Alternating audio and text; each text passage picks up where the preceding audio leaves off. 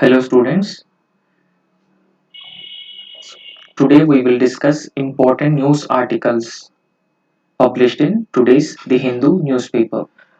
See, the first article is the disqualification conundrum. See, recently the Congress MP Rahul Gandhi was disqualified on defamation charges. So in this article we will look into the constitutional provisions regarding the disqualification of an MP and MLA and the Representation of People Act 1951, which contained provisions regarding the disqualification of member of parliament. Right? So see,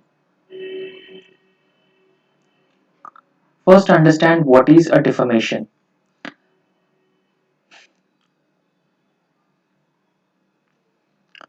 What is a defamation? A defamation is the act of communicating false statement about a person, a false statement about a person that injures reputation of that person when observed through the eyes of an ordinary man. Willfully, deliberately insulting an individual or a community amounts to defamation. So in the case of Rahul Gandhi, he openly, deliberately insulted the Modi community, the surname of Prime Minister Narendra Modi, and they have filed a surname, and the High Court sentenced Mr. Rahul Gandhi 2 years of imprisonment. Okay, so this is a defamation, and defamation has been provided in Article 19 of the Indian Constitution. Okay, so Article 19 of the Indian Constitution talks about the freedom of speech and expression. However, Article 19 subsection 2, I mean, so it is Article 19 is subjected to Article 19 and Clause 2. So that imposes reasonable exemptions to the freedom such as contempt of court, defamation, incitement to an offense. So freedom of speech and expression cannot be used uh, to defame any person or incitement of violence within the society, and the contempt of court is also an exemption under Article 19 of the Constitution. So one of the most prominent judgment in this regard is Shreya Singhal versus Union of India judgment. So this judgment very important because in this judgment, Supreme Court struck down Section 66A of the Information Technology Act as unconstitutional because sending offensive images through message communication services. So it also amounts to the defamation of individuals. So what happens when a lawmaker is convicted? Section 8.1 of the Representation of People Act 1951 says that if a, a representative convicted of a sentence 2 years or more than 2 years, he'll be disqualified being member of either the Legislative Assembly or the Lok Sabha. Okay, and this section includes section 1, section 153A. So what 153A says? Offense of promoting enmity, of offense of promoting enmity between different groups. Okay, hatred, enmity, disaffection within the different sections of the society also amounts to the sacking of a member, right? So on the ground of religion, race, place, residence, language, okay, and bribery, influence of personation. So all these are amounts to the disqualification of a member. And see, this is what we are discussing. Section 8 Clause 3 of the Representation of People Act mandate that an MP can be disqualified if convicted and sentenced to at least 2 years of imprisonment. Right? Okay. So now let's come to this news article. So what this news article is all about. So the disqualification conundrum. Lok Sabha MP Rahul Gandhi disqualified on the charges of defamation and he is sentenced to 2 years of imprisonment. So immediately after the judgment, the Lok Sabha Secretary General issued a notification removing Rahul Gandhi from the membership of the House, and it has been extensively debated and discussed in various forums. Can the Lok Sabha Secretary General immediately disqualify a member of Parliament after the judgment? What are the constitutional provisions, legal provisions in this regard? So let's look into the constitutional provisions and the previous Supreme Court judgments about the disqualification of a member. Okay, fine.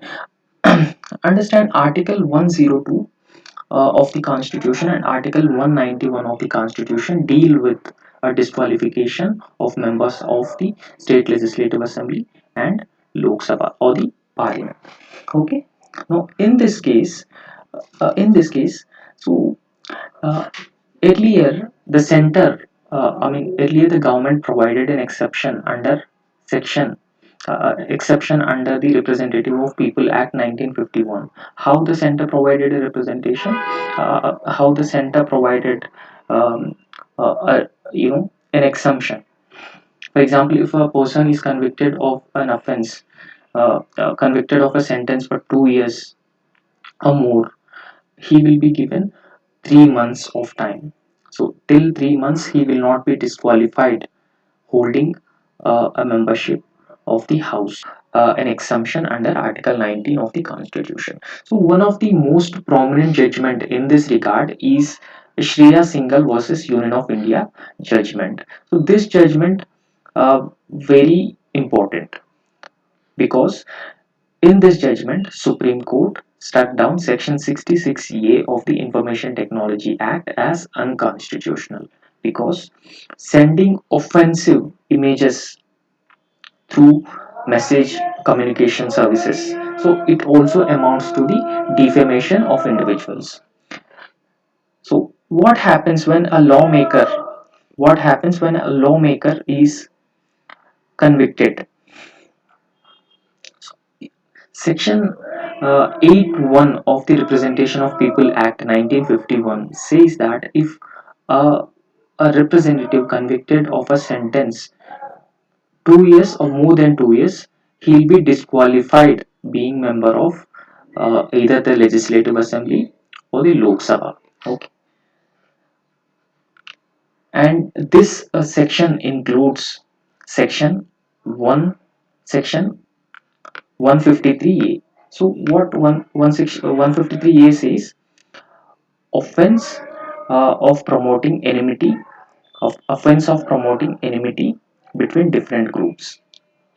Okay, hatred, enmity, disaffection within the different sections of the society also amounts to the sacking of a member, right? So on the ground of religion, race, place, residence, language, okay, and bribery, influence of personation. So all these are amounts to the disqualification of a member. And see, this is what we are discussing. Section 8, Clause 3 of the Representation of People Act mandate that an MP can be disqualified if convicted and sentenced to at least 2 years of imprisonment. Right? Okay. So now let's come to this news article. So what this news article is all about. So the disqualification conundrum. Lok Sabha MP Rahul Gandhi disqualified on the charges of defamation and he is sentenced to 2 years of imprisonment. So immediately after the judgment, the Lok Sabha Secretary General issued a notification removing Rahul Gandhi from the membership of the House, and it has been extensively debated and discussed in various forums. Can the Lok Sabha Secretary General immediately disqualify a member of parliament after the judgment? What are the constitutional provisions, legal provisions in this regard? So let's look into the constitutional provisions and the previous Supreme Court judgments about the disqualification of a member. Okay, fine. Understand Article 102 of the Constitution and Article 191 of the Constitution deal with a disqualification of members of the State Legislative Assembly and Lok Sabha or the Parliament. Okay. Now, in this case, so uh, earlier the earlier the government provided an section exception under the Representative of People Act 1951. How the center provided a representation, how the center provided um, an exemption. For example, if a person is convicted of an offense, convicted of a sentence for 2 years or more, he will be given 3 months of time. So till 3 months, he will not be disqualified holding a membership of the house, because it provides a reasonable amount of opportunity for a member to appeal before any court. Okay. Now, but the Supreme Court consequently declared that this is unconstitutional. This provision is unconstitutional and invalid, because uh, the Supreme Court says if a disqualified member files a petition in either High Court or Supreme Court uh, in this regard, in this regard, and if the court respectively issues a stay order on his conviction, only then his disqualification will be, uh, you know, will be stayed. He continued to be a member till the judgment, is out. Okay.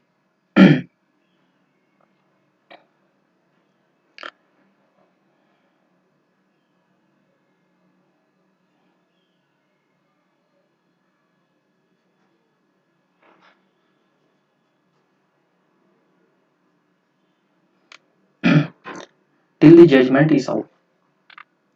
Now,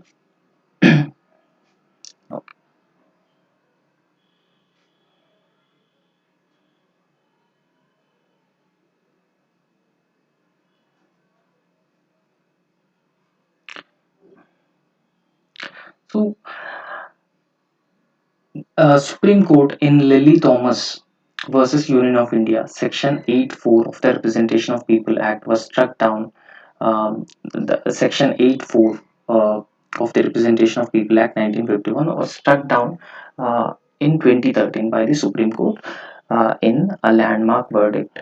In a landmark verdict, Lily Thomas versus Union of India judgment.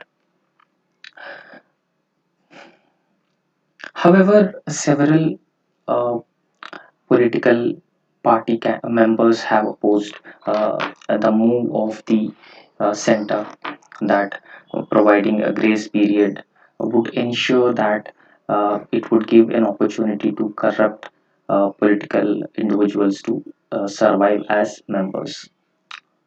Okay. So, why the government earlier provided an exception to members being convicted of offences uh, sentenced to more than 2 years? Because the government uh, believes that there are some practical considerations. So, what are the practical considerations? The considerations is, in India we practice a parliamentary form of governance, right? So, the parliamentary form of governance is based on the majority of a political party form the government. So long as it is in majority, the government is stable. So if disqualification of members may destabilize the government, and the other consideration and it weakens the democracy. And the other consideration of the government is that if a member is disqualified from the house, so after immediate disqualification, then conducting by polls, and if a new candidate is elected, and if court consequently decides that the candidate is not guilty of an offense, so there may be a conflict. So therefore, keeping in mind these two considerations, the center provided an exception. However, the Supreme Court struck down section 8(4) of the Representation of People Act 1951 under the Lilly Thomas judgment. Okay, so the relevancy of the date of stay, the relevancy of the date of stay, because why the relevancy of the date of stay is widely discussed, is because if a disqualified member files a petition in either High Court or a Supreme Court after his disqualification, an appeal in either of these courts, when the court issues a stay order on his disqualification, only then he will be his disqualification will be stayed and he will be reinstated as a member of the house. So therefore it is very important to have the stay date. Until then, the a seat becomes vacant. Firstly the seat becomes vacant, and the constituency where the representative a member, the constituency would lack a representative, and this weaken the democracy. So therefore, considering all these aspects, uh, there are some suggestions. There are some suggestions given by the court. Uh, Please, message.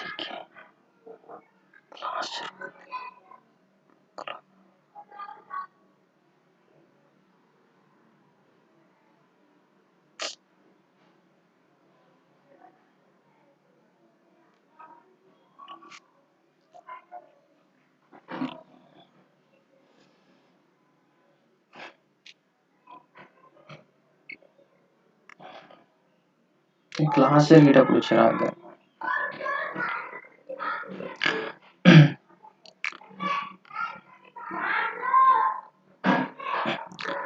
So in this article also discussed the example of Lakshadweep MP. The example of Lakshadweep MP, Mr. Mohammed Faisal. So who was convicted? Mr. Mohammed Faisal was convicted of a sentence of convicted of a sentence of 10 years. So after his conviction, when he approached the Supreme Court stayed. The Kerala High Court. Uh, I mean, he managed to get a stay of conviction from Kerala High Court. So by then, the Lok Sabha Secretariat had already notified that his seat become vacant, and Election Commission even fixed a date for the by-election. So all these factors have a leading to the complexities involved in this matter. So in this regard, there are some recommendations, some possible solutions have also been discussed in this news article. So what are the possible solutions for this? So the secretariat of the respective houses should give effect to the order of stay. So if the Supreme Court or High Court gives an order of stay, then the respective houses, the houses should give effect to the order of stay of conviction by restoring the reinstating legislators membership. So okay, and the other step can be adopted as a matter of practice for the secretariat to wait until the convicted person approaches courts for stay of conviction. Notify vacancy only if the application is rejected by the court. Okay, and these are the some of the possible solutions for the same, so that the complexities and inconsistencies within the law, Supreme Court judgments, and constitutional provisions can be resolved.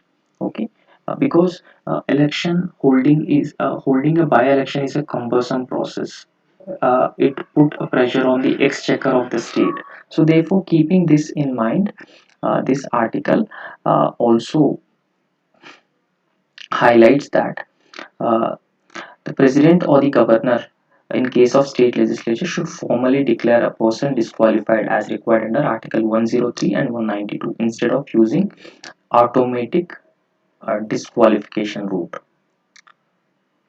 So instead of disqualifying your members through automatic disqualification route, so Article 103 and Article 192 uh, should be used. So this is what the article has been uh, saying. Okay.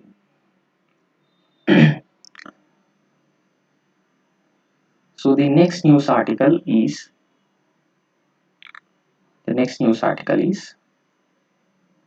a, sh- a shared G20 vision for the ocean commons. Okay, so first look at what is a G20.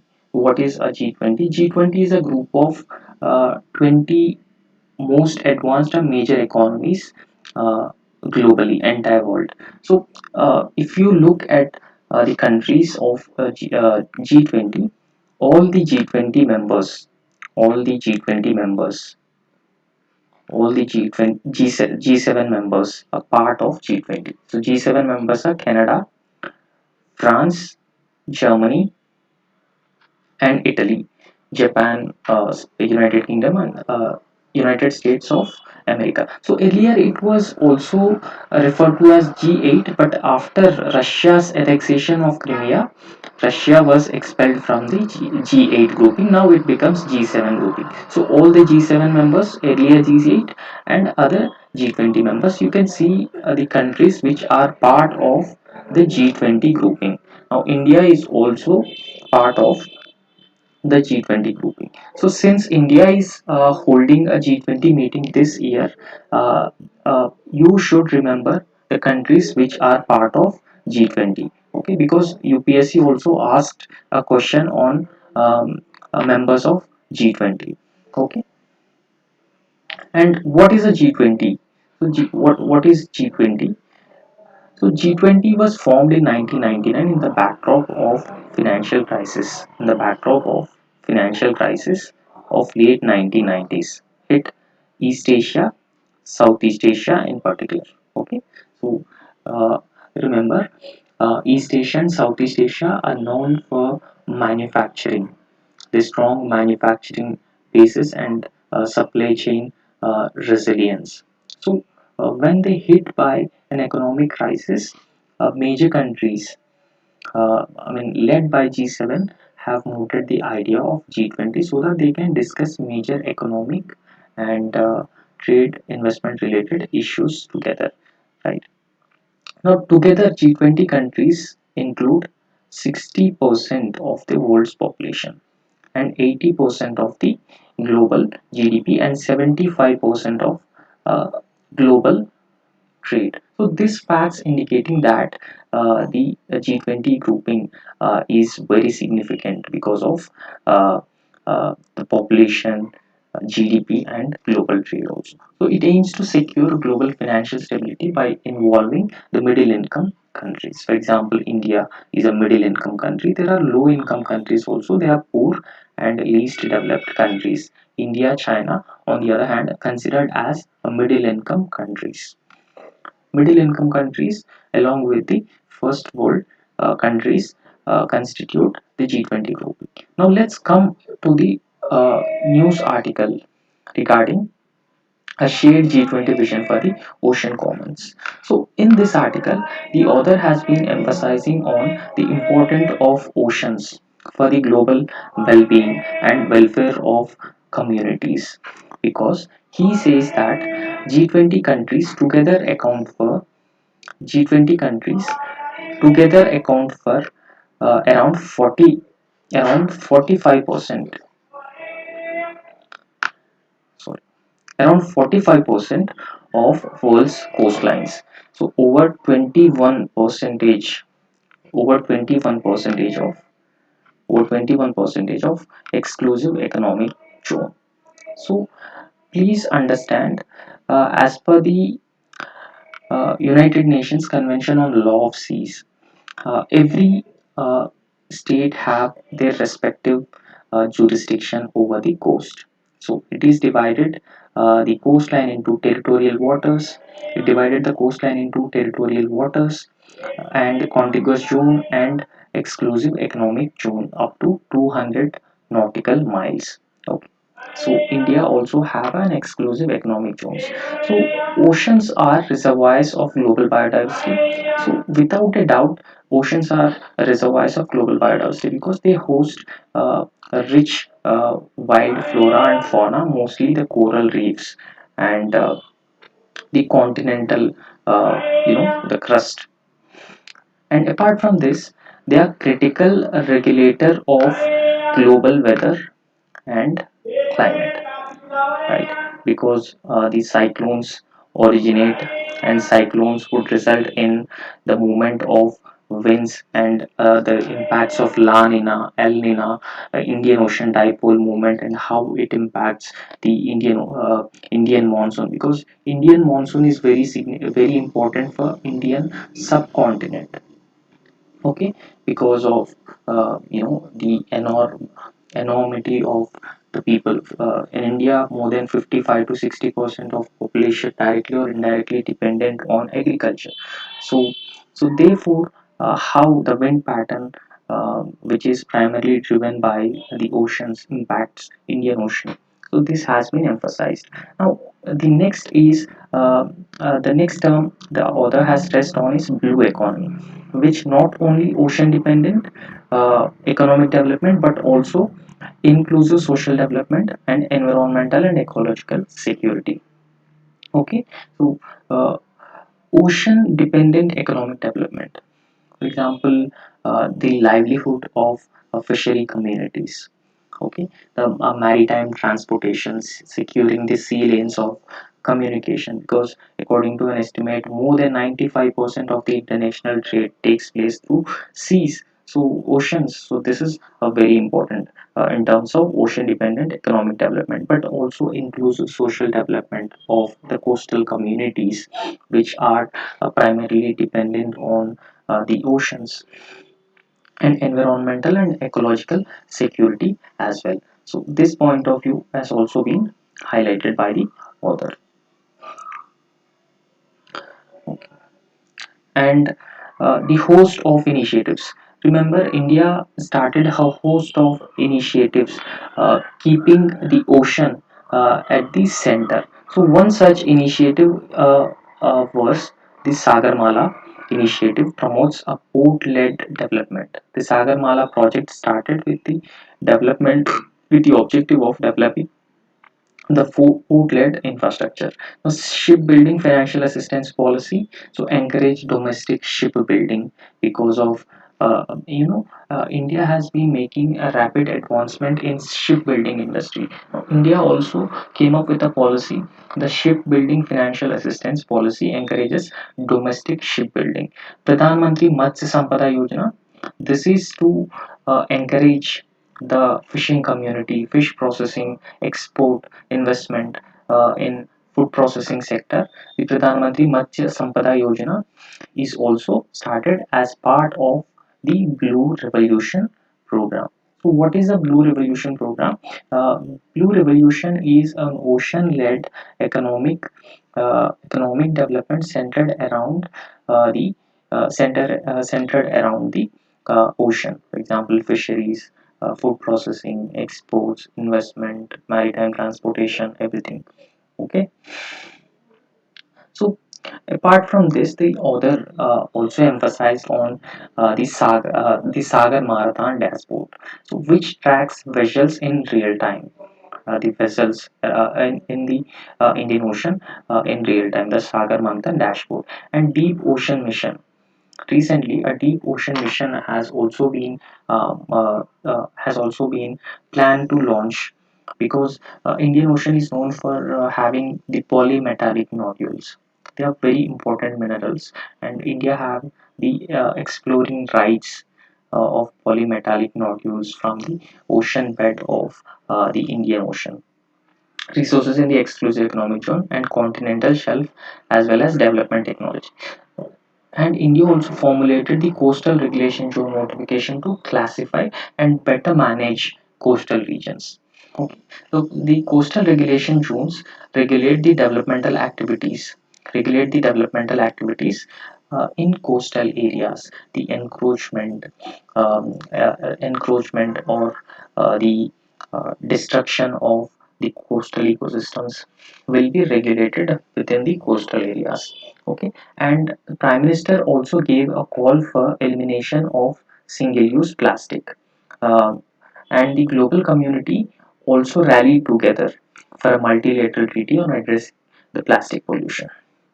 Okay, so plastic waste management rules banning select single-use plastic items and introduced policy for extended producer responsibility. So understand what is an extended producer responsibility. Extended producer responsibility is the responsibility of the producer to collect waste generated from the produce and recycle it and reuse it in a more sustainable way. And this is the major aspect of the circular economy, which has been emphasized in recent past because of the environmental concerns. And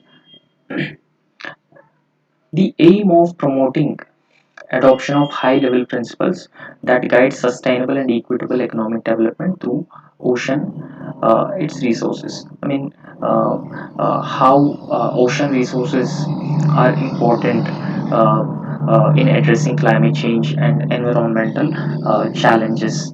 Because remember, ocean are largest carbon sink, so they absorb the carbon in the atmosphere.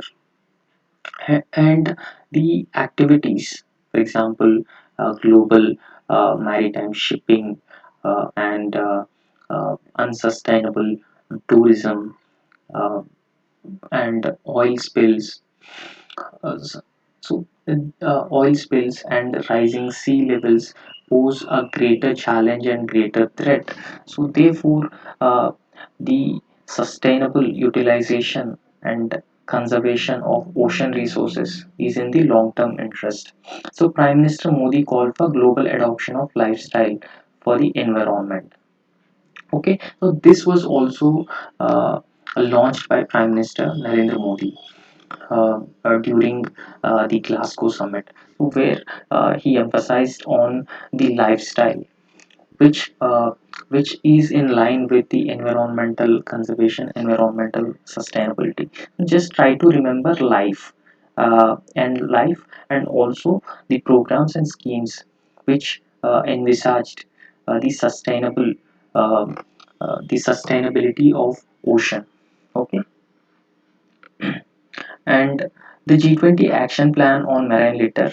So, Osaka Blue Ocean Vision have also been discussed in this G20 summit. See why this is significant, why the author has been emphasizing on India's role and India's initiatives in this regard, because India is a current chair of the G20 meeting. So, therefore, it provides an opportunity and a platform at the global level to collectively individually convince the global community how important the ocean resources. Okay, because the author also highlighted some of the problems, challenges, which needed a collective action. So those problems are extreme weather events, ocean acidification, rise of sea level, growing marine pollution, over extraction or exploitation of the ocean resources, and unplanned urbanization. So, unplanned urbanization. So, all these factors pose a significant threats to the ocean and coastal marine ecosystems. Okay. Now, um individual and collective action. to facilitate transition towards sustainable blue economy. So blue economy is an ocean-based economy, and it should be more sustainable and the resilient. The countries, the G20 countries, should share the best practices available, foster collaboration for advancement in science and technology. For example, like the technology transfer, financial assistance, attracting the private sector to invest in a sustainable blue economy, foster partnerships, so create blue finance mechanisms. Now, so along with all these factors, the sustainability of the oceans should also take into consideration the United Nations Framework Convention on Climate Change. Uh, it is a convention with the objective of limiting the global temperatures below 2 degrees centigrade, and the Convention on Biological Diversity to protect biodiversity. So if we undertook such measures, it is in line with one earth, one family, and one future. So please remember this. Uh, uh, you might see this. I mean, it can be asked in an exam, because this is this year India's G20 theme. Okay, and one earth, one family, one future is very important for the well-being of our ocean commons. Okay. Now, the next news article of today is uh, protest by Banjara community turns violent in Karnataka. Okay. Now, Banjara community in Karnataka uh, is recognized as a scheduled uh, caste community. It is recognized as a scheduled caste community. The protests of the Banjara community. Remember, Banjara community. It is from Tamil. It is from Karnataka, and it is recognized as a scheduled caste community who fall under the uh, scheduled caste touchable category. Had gathered. So they have protested against the recent move of the Karnataka government.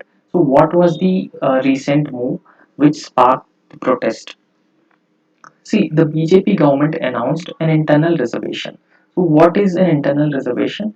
For example, within SCs or within STs, the reservation already provided will be divided as per their uh, socio-economic educational backwardness, and also as per the relative representation in population. For example, within SCs, there may be some progressive community who are socially and educationally progressive, and there may be some poor sections still facing the social discrimination. And if a reservation is provided to the entire SC community, then it is very likely that the progressive community within SCs would take up the opportunities more than the least progressive section. So, therefore, the idea of internal reservation um, in the 17% of SC quota for around 101 castes was mooted by the cabinet, mooted by the government of Karnataka. So, if you see the composition of this internal reservation, so the SC left category. Now, SC category is divided into SC left category and SC right category.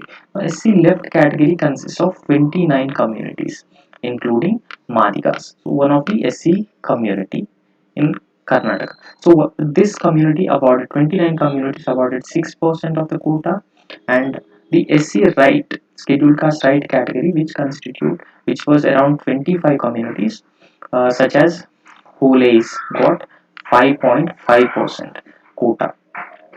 So while touchable communities such as Banjaras, Bovis, Banjaras Bovis got just 4.5% reservation. The quantum of reservation given to Banjaras and Bovis was reduced. So, taking stock of this decline in reservation, Banjara community have protested, um and that consequently led to the lathi charge by the police to control the law and order situation, and bring the situation under control. So also see the left untouchable communities unhappy as they share in the reservation pool was restricted to 4.5%, as they share in reservation pool restricted to just 4.5%. So all these factors have led to the protests in uh, Karnataka. Okay. So, in the examination point of view, just remember this Banjara community and Bhojpur community, they are from which state? Now, High Court seeks, the next news article is High Court seeks Chat GPT's response. High Court seeks Chat GPT's response on bail petition. Okay. Uh, Now, before discussing this article, let's discuss what is a Chat GPT. So, okay. So ChatGPT is a new artificial intelligence chart tool from Open Artificial Intelligence. So this is artificial intelligence driven chart tool. Okay, so that uses the latest advances in natural language processing and machine learning to generate intelligent and engaging response to user input. Okay. Now, uh, you may have come up with a doubt. So, what is the key difference between chatbot and a search engine? We normally see search engines like Google. Okay, so they are search engines. And what is the difference between chatbot and a search engine? So, the difference between search engines and chatbots is that search engines have a very narrow or short-term memory. They have narrow or short-term memory when providing results, whereas chatbots can have a persistent long-term memory as well as provide task execution. If you provide any task, uh, probably search engines may not perform such tasks. They just give you a result, but chatbot can provide a task. Okay, so chatbot have an advantage of being able to provide personalized and more accurate results based on persistent historical interactions in contrast with search engines, so provide minimal level of personalized result. Okay, so what are the limitations of chat gpt? So chat gpt also have some limitations. They are may occasionally generate incorrect information, may occasionally produce harmful instructions or biased content, and a limited knowledge of the world and events after 2021. So events after 2021, this ChatGPT have a limited knowledge or information, and ChatGPT may take a biased content because see, now social media also have a biased content because for example, for instance, in US the black people are considered as more drug addictive and they are criminals, so therefore this such stereotypes and the such biases would also be taken into consideration by the chat gpt, not just the rules and regulations. Okay, this is just like an artificial intelligence device and that can think like a human being. So uh, the High Court, the Haryana and Punjab High Court, asked a ChatGPT its opinion about the jurisprudence of a bail in case of offences. I mean, that involves cruelty.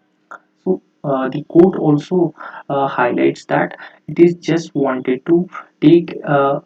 It's just wanted to know the jurisprudence and the global law regarding the bail, but it will not anyway impact the judgment. Okay, because the usage of artificial intelligence continues to grow globally. Of course, now the big data, artificial intelligence, machine learning, Internet of Things have been and new technological innovations have been increasing because of coming up with 4G, 5G, 6G technologies. So it first of its kind. So it asked this ChatGPT And the quote intended to understand the present broader picture on bail jurisprudence. Okay, so where a cruelty is a factor. So this was regarding a case, alleged murder of a Mandeep Singh in Ludhiana in 2020. So the question put forward to ChatGPT was, what is the jurisprudence on bail when assailants assaulted with cruelty? Okay, now the ChatGPT come up with its own view over the jurisprudence of bail when it involves assailants with a cruelty, assailants assaulted with cruelty.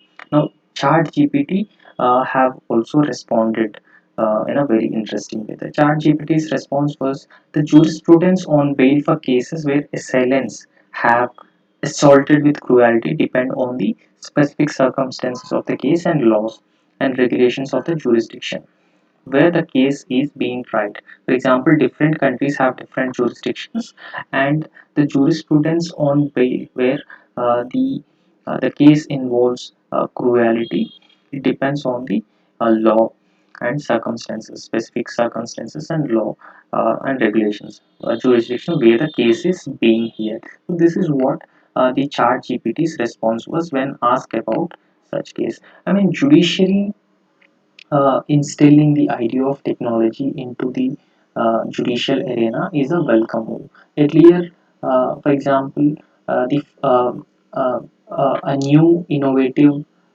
technological approach adopted by the judiciary, that is faster. The faster transfer of bail orders and court judgments um, to the so it helps a quick a grievance redressal of people who sought justice. And also during COVID-19 pandemic, how Indian judiciary adopted to uh, the electronic hearing. Okay, so digital hearing now. So it is accessible. It is accessible to lawyers. It is accessible to petitioners and judges also. Okay, more accessibility. And this is what about the Chat GPT. Okay, and the Chat GPT also responded that uh, when assailants charged with a violent crime that involves cruelty such as murder, aggravated assault, or torture, they may be considered a danger to the community. uh, because when they charge with severe offenses like murder, they of course are considered as a threat to the community and flight. So in such cases, judge may be less inclined to grant him bail if he is considered as a threat to the society community. The judge may be less inclined to grant him bail, or even if he grant the bail to the assailant, then uh, the deposit amount should be higher so that he'll not be able to commit another crime in the uh, next, I mean, in the period where he is on bail. Okay.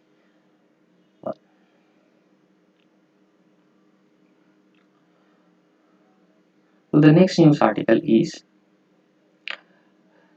students to get new textbooks from NCRT after the gap of nearly 20 years. Okay. So Education Ministry officials say the books based on National Education Policy. As we already know, India have a new education policy of 2020. So this was the third national education policy. Okay. So in this backdrop, updated textbooks to be introduced in the academic year 2024 and 25 to students. So National Education Policy and National Curriculum Framework have mandated that the textbooks should be based on students, you know, the playway teaching method. This article has emphasized on the playway teaching method. So and the curriculum, the new textbooks will be based on this playway teaching method, and it is also known as uh, Jadu Pitara, a magic box. Okay, just remember this, Jadu Pitara. And okay, now the NCRT books, the new NCRT books will be issued in 22 languages in consonance with the National Education Policy 2020 perspective of imparting multilingual education. Okay, imparting multilingual education. Now, so also remember the Panchadi way. So what is this Panchadi way? The Panchadi way is a guidelines, uh, how the learning should be, how the learning should be planned, keeping in mind the Indian roots, Indian civilizational legacy, Indian roots, and it is a significant derailment from the rote learning. Okay, so it is based on the practical learning, and it is also emphasizes on the keeping in the Indian roots, Indian civilizational legacy. So the Panchadi way of teaching uh, emphasizes on five-step learning process. So what is the five-step learning process? So Aditi. So first is Aditi. So introduction of topic and both conceptual understanding, and Abhyas, practice, Prayog, application, and Prasar, expression. Okay. So this is the way the textbooks are designed, the Panchadi way. So this helps student learn things more quickly, practical understanding, and avoid the rote learning. And this together collectively called as a playway learning through NCF, National Curriculum Framework. The ministry aims to help students develop their cognitive and critical thinking, because during their young ages, cognitive and critical thinking of children is very important for their good educational outcomes. Okay, so which involves problem solving, real life situations, etc.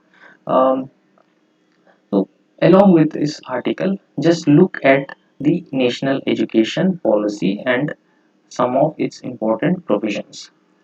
So National Education Policy 2020 aims at making India a global superpower, a global knowledge superpower. Just remember this whenever you are writing about new national education policy. Also write the aim of the national education policy. India, a global knowledge superpower. So two earlier education policies, earlier also 1968 and 1986, two education policies were framed and released. Okay, now universalization of education from preschool to secondary level with 100% cross enrollment ratios, objective of the scheme. So universalization of education does mean that access to to schooling, preschool to secondary level with 100% gross enrollment ratio. By so I mean that does mean that the children should not be out of the school. uh, the children which are in the schooling age, they should be in the schools, and this is the objective of the new national education policy. Okay, now apart from this, um, so to bring 2 crore out of school children back into the mainstream through an open schooling system, and the current 10 plus 2 system of education is being replaced by 5 plus 3 plus 3 plus 4. Okay, so pre-primary, primary, upper primary, and secondary education. So 4 years, 3 years, 3 years, 5 years. So the curricular structure, and emphasis will be on foundational literacy and numeracy. Okay, foundational literacy and numeracy. So no rigid separation of academic streams, extracurricular activities, vocational streams. For example, not just the academic education but also other extracurricular activities like arts, sports, and skilling of the students also has been emphasized by the national education policy. Now, vocational education is given greater importance because of increasing emphasis on skill development. So vocational education has been emphasized. Gross enrollment ratio in higher education to be raised by 50%. Now the gross enrollment ratio in higher education is just 26.3%, and it will be raised to 50% by 2020 2035. This is an objective of the new national education policy. So in this backdrop, just look at some constitutional provisions regarding education. So part 4 of the Indian Constitution, Article 45, Article 39 EF, Directive Principles of State Policy, has provision for state funded as well as equitable accessible education. The 42nd Amendment to the Constitution in 1976 moved education from state list to the concurrent list. I mean, the seventh schedule consists of lists. I mean, the state list, union list, and the uh, central list, union state list, and the concurrent list. Now, the subjects in the state list only where state have the jurisdiction to make laws, and central law subjects where only the center can make laws. In concurrent matters, both center and state can pass laws. Now, when education is included in the concurrent list, both center and states can make or pass laws on education. The education policies by the central government provides a broad direction. State governments are expected to follow this. So, a national level, a broad direction is provided by the education. So, but it is not mandatory. It is not why it is not it is not mandatory. For instance, Tamil Nadu does not follow a three-language formula prescribed by the first education policy. Three-language formula, along with the local language, English, and any other Indian language, should be taken into the curriculum. Okay, so 86th Amendment Act 2002 made education enforceable under right to right under Article 21A of the Indian Constitution. So now Article 21A is a fundamental right. So the some of the laws regarding education are right to education.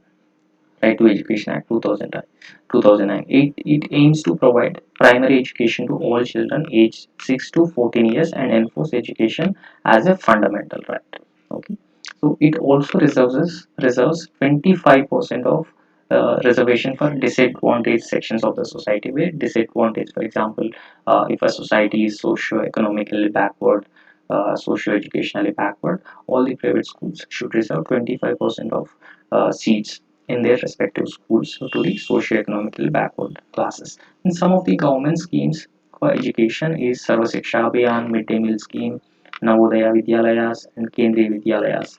In tribal areas, also Ekalavya Model Residential Schools were set up to impart to um, quality residential education to tribal populations. Okay, so the next news article of today is um, heat action plans in India fail to identify vulnerable groups. Okay, so heat action plan.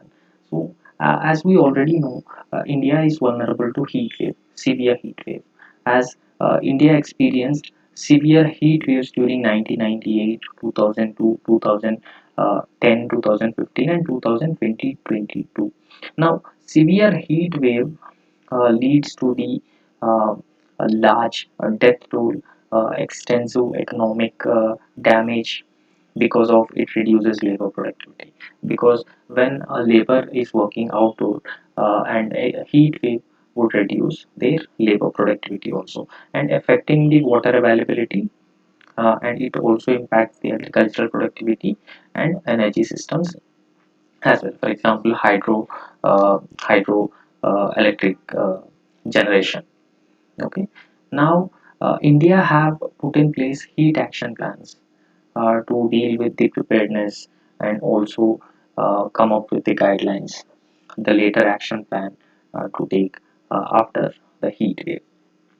A Center for Policy Research on how India is adopting a center for recent report by the Center for Policy Research on how India is adapting to heat wave indicates that country is ill prepared to deal with heat wave.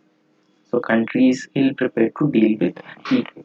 So what are the reasons why the country is ill prepared to deal with the heat waves is because of these following problems, which also emphasized in this article. One is fail to identify and target vulnerable groups. Who are the target and vulnerable groups? For example, the elderly, the pregnant, and the lactating mothers, children, and persons with any other health related ailments. They are vulnerable and they are target groups because the death toll is very highest in vulnerable groups, and also laborers working outdoor are also vulnerable groups.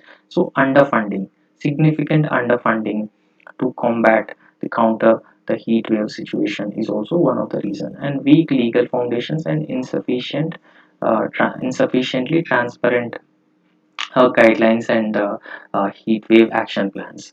So all these problems have been aggravating the problem of heat waves in India. Okay, so heat wave action plans accordingly, heat wave action plans are put in place. Okay, um, so 37 heat action plans at cities, district, and state level have been formulated. So um, now, okay. So the problems are, uh, along with this problem, there is no national repository of national action plans, and very few heat action plans are listed online. For example, when you have no repository online, uh, um, the assessment of the heat wave and the proper studies on heat wave conditions and necessary relief measures on heat wave would get impacted, right? So repositories would ensure that the data-driven decision making in our governance. Okay, so this further strengthens, makes heat action plans more efficient and effective. So heat waves poses health issues. So heat waves poses health issues. So India has made a considerable. Please remember, India has made a considerable progress by creating several dozen heat action plans in the last decades. Okay, but the problem is there are several gaps. There are several gaps, as we already discussed the gaps. Okay, so and uh, that leads to the suffer damaging economic losses, decreasing labor productivity, and sudden disruptions in agricultural productivity, unbearably hot cities, heat waves, heat islands, urban heat islands. All these factors are because of the impending heat waves and the failure of heat action plans to take into consideration the target groups. Implementation oriented heat wave action plans. uh, India's poorest will uh, continue to suffer from extreme heat. For example, if heat wave action plans are not implementation oriented, India's poor, they have no access to uh, housing, electricity, drinking water, and they mostly dependent on unorganized labor agriculture. They will get significantly impacted. This is what this article has been emphasizing on. So the next news article is, this is about the uh, uh, Public Provident Fund Sukanya Samruddhi interest rate hike are unlikely. So in this backdrop, just understand what is Sukanya Samruddhi Yojana scheme and Sukanya Samruddhi Yojana account. This is important. Okay. So Sukanya Samruddhi Yojana is a small deposit scheme. Okay, this is a small deposit scheme for girl child.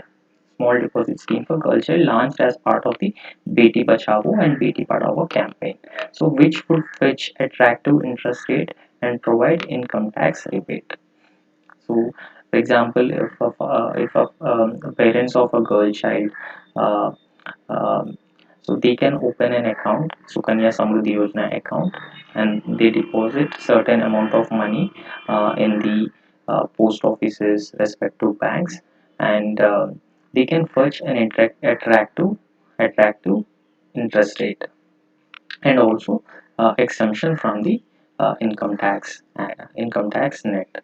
Okay, so this the program emphasizes on gender equality, women empowerment, and treating women in a dignified way, and providing her the opportunities for education, higher education.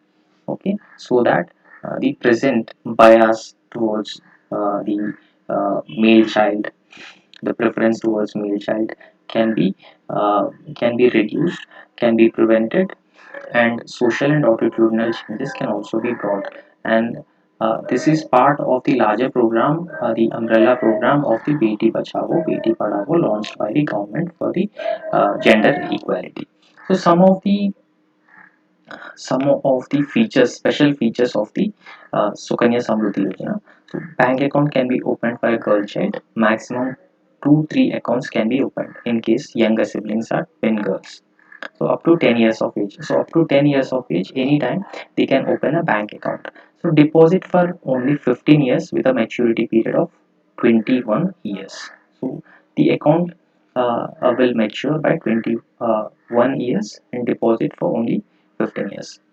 The facility of 50% of payment after 18 years. For example, if she have any higher education needs, 50% of the sum which was deposited can be withdrawn.